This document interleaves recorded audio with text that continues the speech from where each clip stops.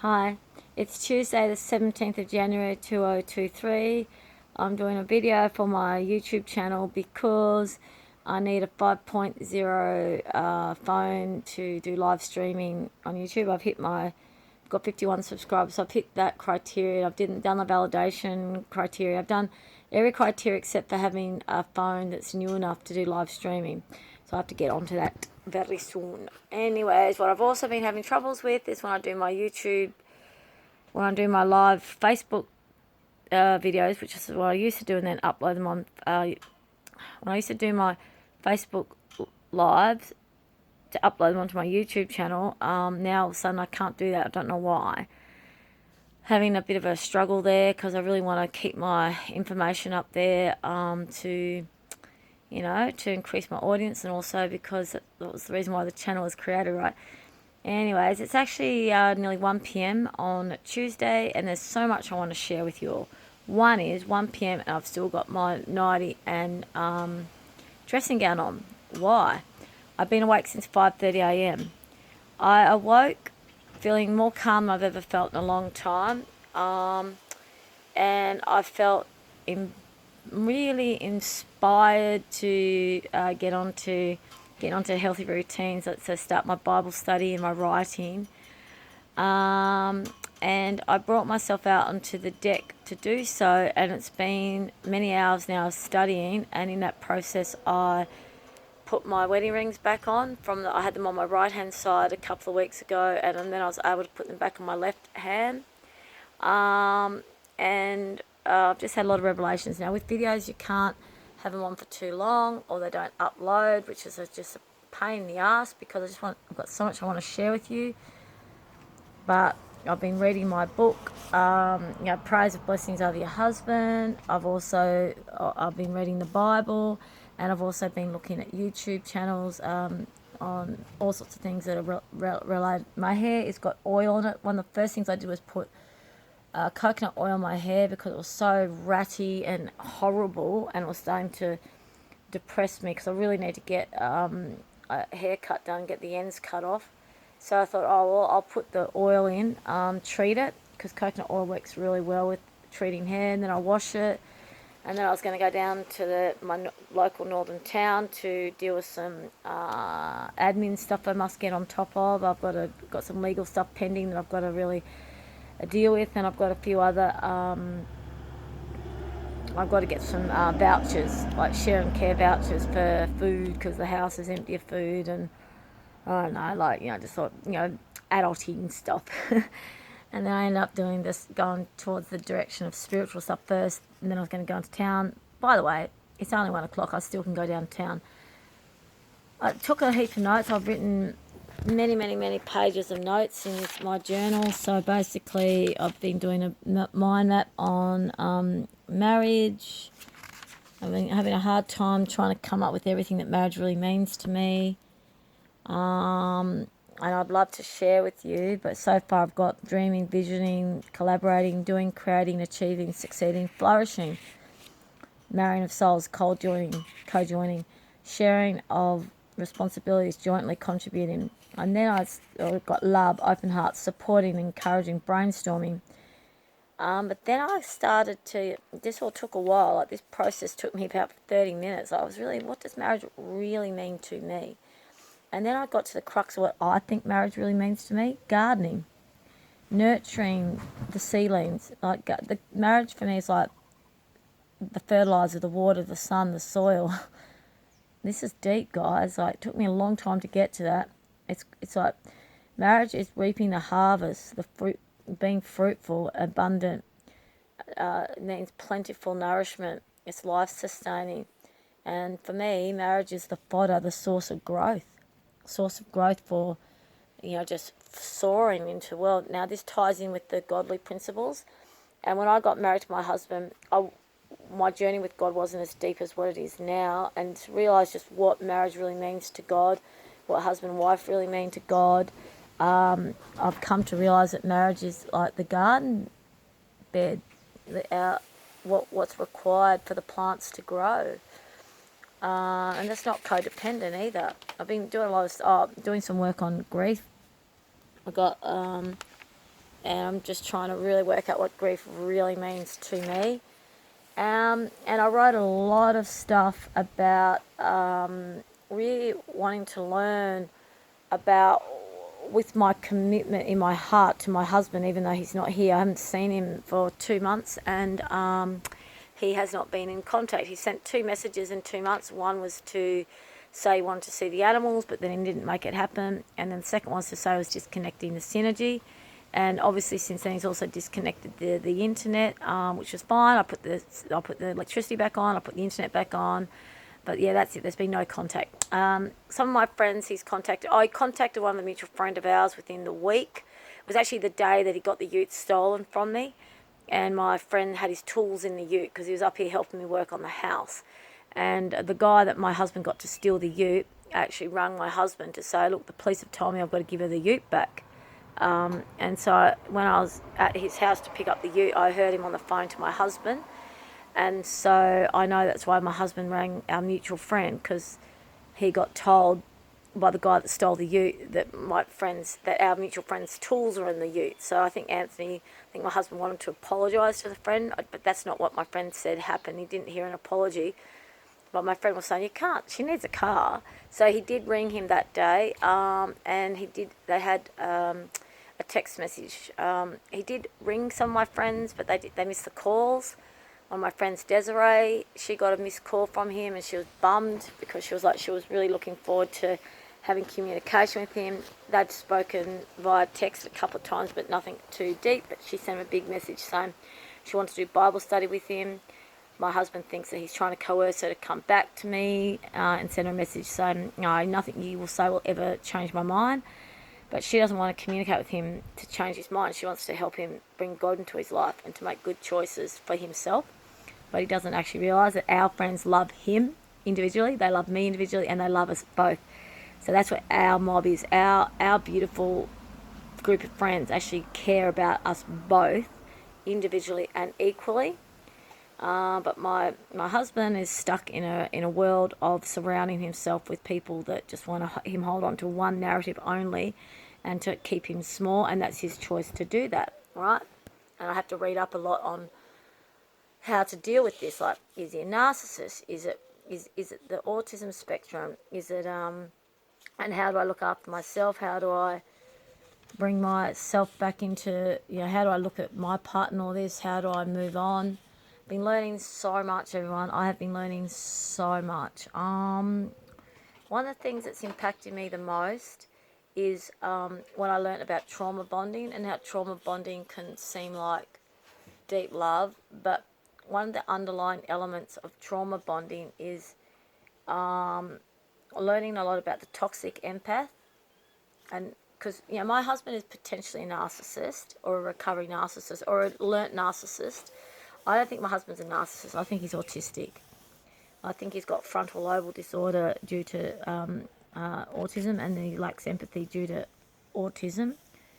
I don't perceive him as a manipulative, out to, like, he does do very manipulative, nasty things. However, it's usually when he's influenced by his brother, who I do actually firmly believe is a dark narc, like one of the darkest narcissists I've ever come across. And other people that know him, including mutual friends of ours, or even friends that my husband would consider his friends, they have been warning him. They've been warning my husband before my husband and I got married. When my husband was a single man, there's people that have warned Anthony for years of the dangers of his brother. So this is not just a new thing to be seen, the brother, how dangerous he is. So when I look at this narcissism story, I realise this is actually what my husband's dealing with. He's actually dealing with a very narcissistic brother, potentially narcissistic sister, potentially narcissistic mother who's now deceased. And so he's got learnt narcissism. But I'm not letting him off the hook per se. Like, he may also be narcissistic. I'm not sure yet. But what I do know is a lot of his behaviours are not godly, and there's definitely been the devil there. And for me, I've had to look at myself of what's set off some of my behaviours and what I've done that's made, and basically toxic empath which is I'll do another video on what toxic empath is, so this video uploads. But toxic empath is actually the underbelly of a toxic empath. Is avoidance of truth, and the underlying of a toxic empath. A toxic empath is toxic. Full stop. Empathy is godly. Empathy is, being able to really care about another, but we hold our own self. We actually know who we are. We hold ourselves true to ourselves, and we're coming from a place of self when we listen to other people's stories. We don't allow someone else's stories. We don't get absorbed by someone else's energy or story. We don't lose ourselves. We actually see, an empath loses their sense of self. It's all distorted. There's nothing good about being an empath, but there's a lot about empathy that's very, very important. Also, there's a lot about kindness that's important. And an empath basically has what's called an inauthentic kindness, and the underlyingness of the unconscious underlying being of an empath's kindness is manipulative and sadistic, and it's actually cruelty. And what they're actually doing is they're actually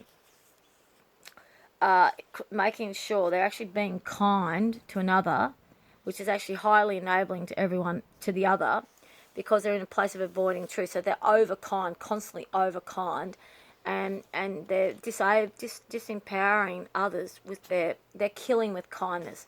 So an empath kills with kindness, and they enable very destructive behaviours in others. And the underbelly of the narcissistic, whatever level that is, because there's many different levels of narcissism, there's many different types of narcissism.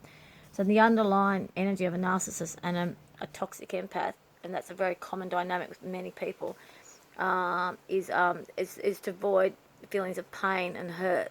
So they're both trying to avoid pains of feeling and hurt, and there's this highly dysfunctional dynamic that gets into play, which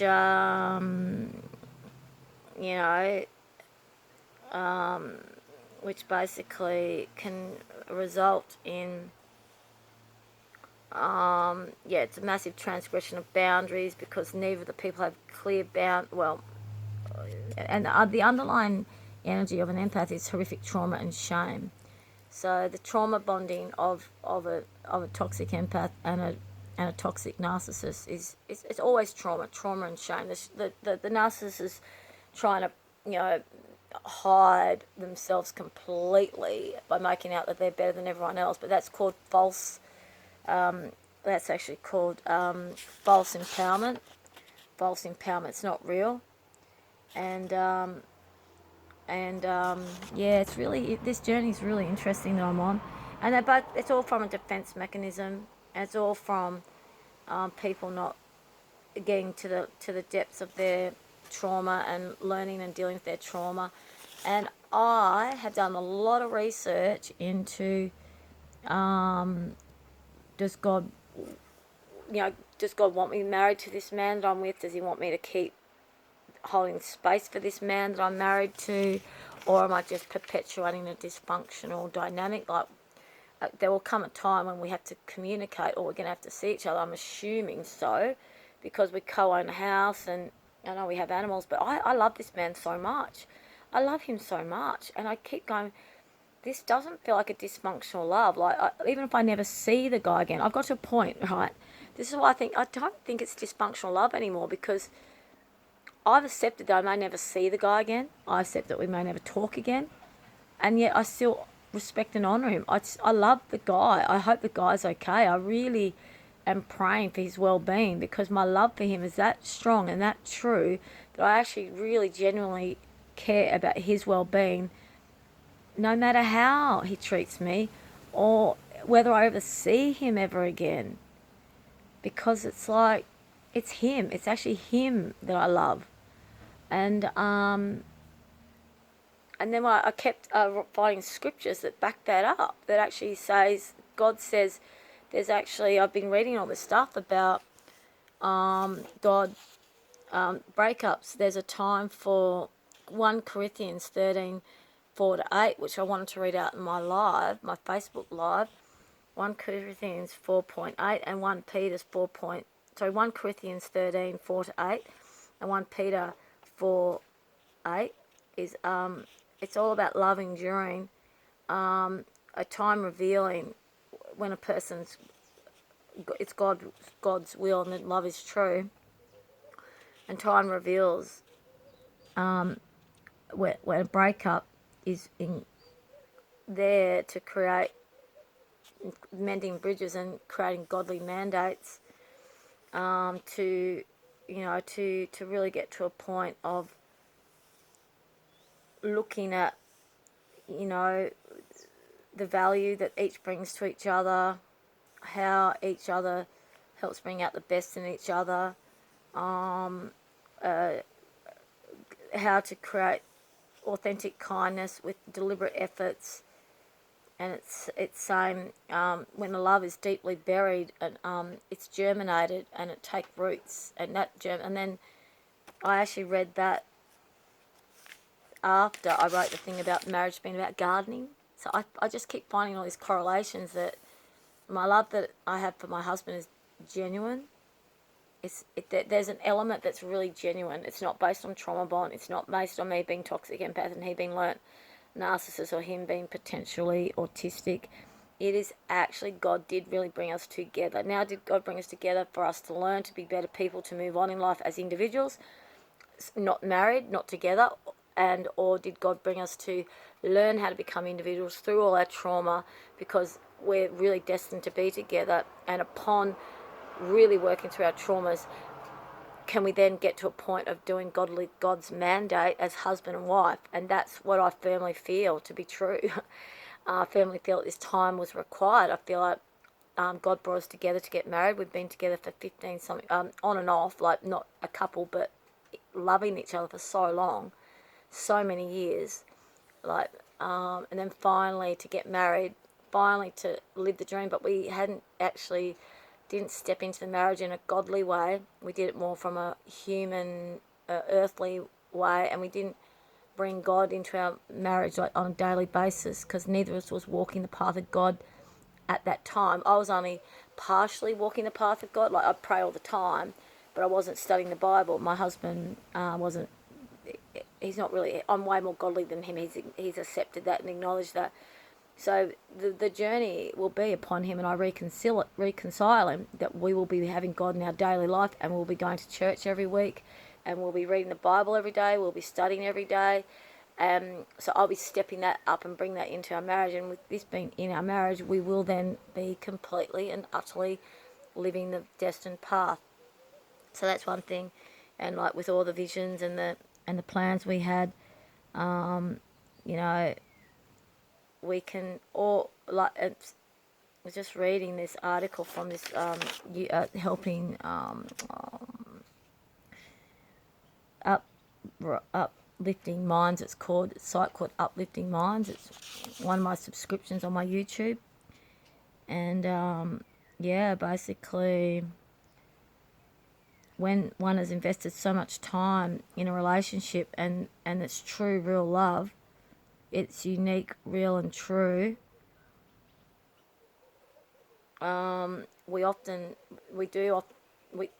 can be a time we need a break in order to reflect and mend the earthly sins that the marriage, the intimacy of the marriage brings up, and then examining self for where we haven't been trying enough, where we need to improve on, and really focusing on building relationship training and relationship training and building the process of true and sincere large heart forgiveness, and really basically just and by having faith in love, in pure love, the universe brings our lovers back, and the universe is also God. And that was at that point that I cried for ages, and did a big long prayer, and it took me about 20 minutes per ring.